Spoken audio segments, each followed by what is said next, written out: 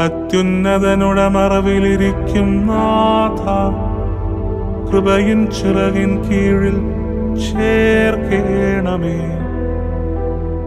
കാരുണ്യം മൂലം കൃപയാലെല്ലാം കേൾക്കുന്നോനെ, നിന്നടിയാർത്തൻ യാചനയെ കേട്ടിടേണമേ.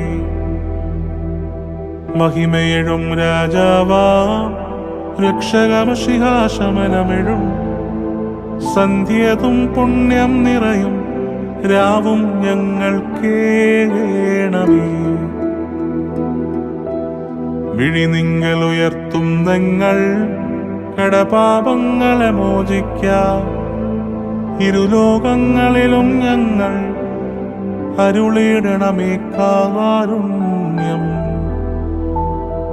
നിൻ കൃപ ഇവരെ മറയ്ക്കണമേ, അഭിമുഖമായി ദയ നിൽക്കണമേ.